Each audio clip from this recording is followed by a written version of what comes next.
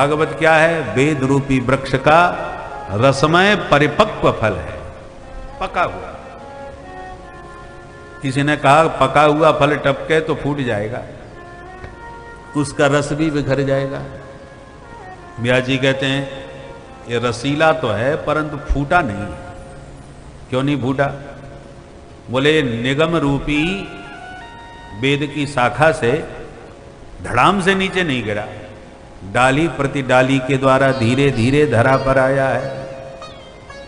सबसे पहले नारायण रूपी डाली से टपका तो ब्रह्मा की शाखा पर अटका, फिर ब्रह्मा की शाखा से टपका तो नारद की शाखा पर लटका, फिर नारद की शाखा से टपका तो व्यास की शाखा पर अटका, फिर व्यास शाखा से टपका तो सुख शाखा पर लटका, फिर सुख शाखा से टपका तो परीक्षित के माध्यम से समस्त रसिकों को प्राप्त हो गया।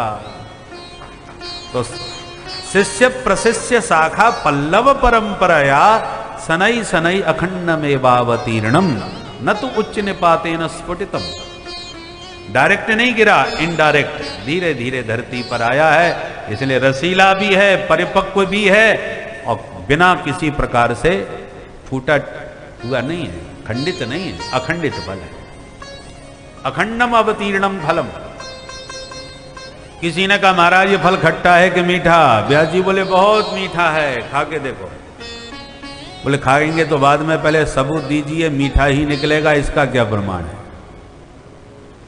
व्यास जी कहते हैं प्रमाण तो खाने के बाद ही मिलेगा, और पहले ही प्रमाण चाहते हो तो वो भी हमारे पास है। क्या? बोले तोता जिस फल में मुंह मार दे वो गारंटी से मीठा निकलता है।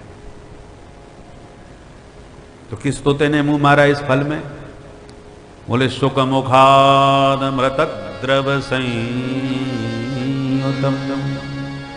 सुखमुख विगलित फल है।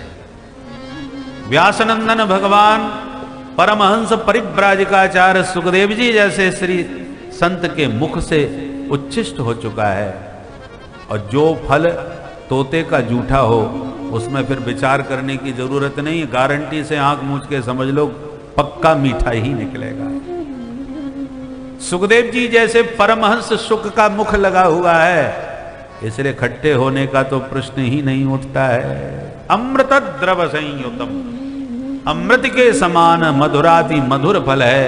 मधुराधिपते रखिलम मधुरम, हमारे माधव ही मधुरता की प्रत्यक्ष मूर्ति हैं, उन्हीं के चरित्रों से यह फल भरा हुआ है। भगवान भी अमृत हैं, रसमय हैं, रसो वैसह, उसी रस से भरा हुआ यह फल है। इसलिए अहो रसिका अहो भावका पिबत भागवतम रसमालयम, रस का भंडार होने के नाते कान के दोनों में भर भर के चकाचक इस रस का पान करो।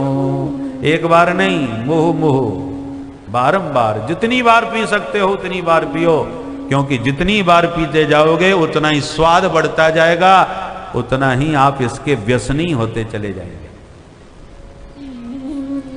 व्यसन जीवन में होना चाहिए, सबके जीवन में है, पर प्रायः दुर्व्यसन सबके बीच जीवन में है, सदव्यसन नहीं। व्यसन का अर्थ एक ही नहीं होता। गंध, अब उसमें सू लग जाए तो सुगंध, सुगंध भी है, दुर्गंध भी है, तो गंध तो सबके साथ लगी हुई है, ऐसी व्यसन तो सबके साथ लगा है। अब सदव्यसन है कि दुर्व्यसन? दुर्व्यसन बहुत जल्दी पकड़ता है। जिसने कभी तंबाकू ना खाई हो उसे खिला दो, चक्कर खा के गिर पड़ेगा, और धीरे धीरे दो दो दाने खिला खिला करके जब वो मुंह लग जाती है, फिर स्थिति ऐसी आती है कि पुड़िया खाने को ना मिले तो चक्कर खा के गिरने लगता है। क्या करें साहब, कहीं पुड़िया ही नहीं मिल रही, सरकार ने प्रतिबंध लगा दिया है, बहुत महंगी हो, अरे चाहे जितनी महंगी हो जाए पर उसके बिना अब नहीं चलेगा। जो एक बार व्यसन लग पाया तो चाहे जितना बिच्छू छाप दो, चाहे जितनी चेतावनी लिख दो, ज्यादा समझाने की भी कोशिश करोगे, अरे मर जाओगे, कैंसर हो जाएगा, ये क्या तुम दुर्व्यसन पाल रखे हो, तो तुरंत जवाब देगा तुम क्या अमर होके पैदा हुए हो? अरे आया है सो जाएगा, राजा रंग फकीर, सबको जाना है, हम तो खा पी के ही जाएंगे। बोलो राधे राधे। राधे राधे। तुम्हारा ऐसे जिनको पक्का व्यसन लग गया है उन्हें समझाने की कोशिश करो तो उल्टा समझाने लग जाते हैं, बहुत मुश्किल होता है। इसलिए जीवन में सद्व्यसन लगे। आप लोगों को सद्व्यसन लगाए तभी तो आप आए हो। कोई कहीं से, कोई कहीं से, कोई उड़ीसा से आए हैं, हमारा कोई परिचय भी नहीं था, हैं? परंतु कथा सुन करके बोले कि हमारा संकल्प था कि एक बार प्रत्यक्ष बैठ के सुनना है, आ गए। अब भगवान के भरोसे चले आए। ये व्यसन ही तो है जो खींच के आए। अब रहने की व्यवस्था होगी कि नहीं, भोजन पानी का प्रबंध क्या होगा, कैसे होगा, और चले आए। धावंती रसलंपटा। आप लोगों की व्यवस्था कैसी हो, क्या हो, कोई ठिकाना थोड़ी है। अब हम ही कथा कह रहे हैं, वो हम ही क्या व्यवस्था करेंगे। परंतु जिसको जैसी व्यवस्था मिल रही है अपना बेचारा जैसे तैसे गुजारा करके, जैसा भी भोजन मिलता है वैसा खा पी करके, बस हमें तो कथा सुनना है। तो मुख्य व्यसन तो ये है। इस व्यसन के कारण ही तो खींचे चले आए। जैसी व्यवस्था मिले मंजूर है, पर छोड़ना नहीं। जो बड़े बड़े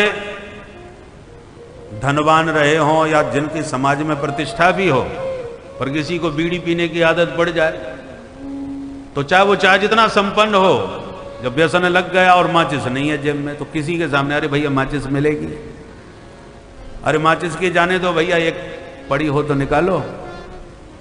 वो मौके पर ऐसे ढूंढेगा ही ऐसा व्यक्ति का कि जहां उसका गुजारा हो सके, क्योंकि उसकी पटेगी ही उसी के साथ। सत्संगी व्यक्ति सत्संगी को ढूंढ लेता है और व्यसनी व्यक्ति अपना जोड़ीदार खोज लेता है, उसी के पास जानबूझ के बैठेगा, क्योंकि जेब खाली हो गई, पुड़िया खत्म हो गई और कोई रगड़ता हुआ मिल गया तो तुरंत जाके बैठेगा, अच्छा भैया जरा बनने दो, इशारा कर देगा तुरंत। उससे वो कोई संकोच नहीं लगेगा। आप वैसे किसी को 5 रुपया मांगो, 2 रुपया मांगो या कोई भी वस्तु मांगो तो मांगने में कितना संकोच लगता है, परंतु जिसको पक्का व्यसन होता है उसे मांगने में किसी से कोई संकोच नहीं लगता। जब तलब लगती है तो किसी के पास भी पहुंच करके मांग लेता है, मान अपमान ताक पर रख देता है। वैसे वो नेक भी कोई कुछ कह दे तो तुरंत महाराज नाक चढ़ जाती है, आंख चढ़ जाती है, परंतु उस समय वो सब भूल जाता है।